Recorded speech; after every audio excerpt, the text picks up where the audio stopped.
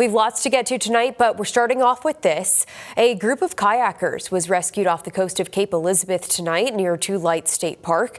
According to the Cape Elizabeth fire chief, a group of 3 had kayaked from Kettle Cove to the Lobster Shack for dinner. On their way back, one of those kayakers capsized. Another kayaker paddled to shore where they called for help.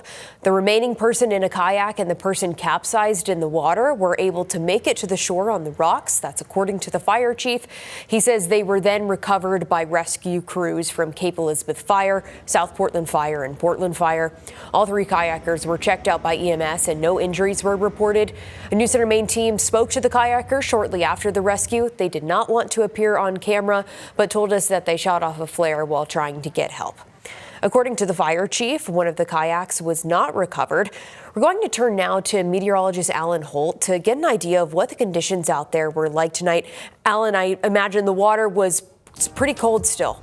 Yeah, they were dealing with some chilly ocean temperatures. They were also fighting a quick loss of daylight. It sounds like this happened a little bit before sunset, which was at 8:22. And given the extra clouds coming in, I know many of you are getting rain.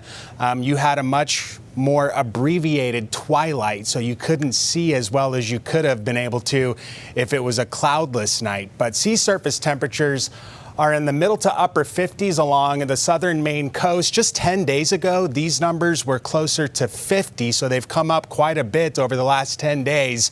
But really anything under 60 on ocean temperatures or water temperatures, you start to introduce hypothermia as a risk, and at 10 to 15 minutes time, you lose some dexterity in your fingers. You start being able to not control your breathing as well as you otherwise would be able to.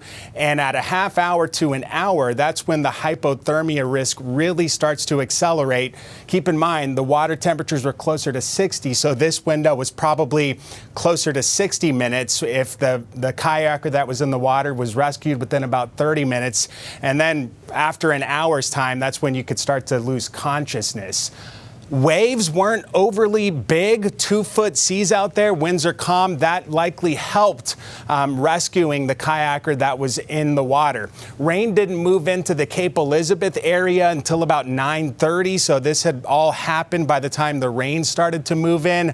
And the rain is pretty heavy in spots of the state. I know Waterville, you're getting into some thunderstorm activity, a big downpour just to the west of you. And this is going to continue to move through the state overnight. We do have additional rain chances to talk about as we head toward the upcoming weekend, Bailey, and we'll be doing that here in just a few minutes. Lots of useful context there. Thank you, Alan.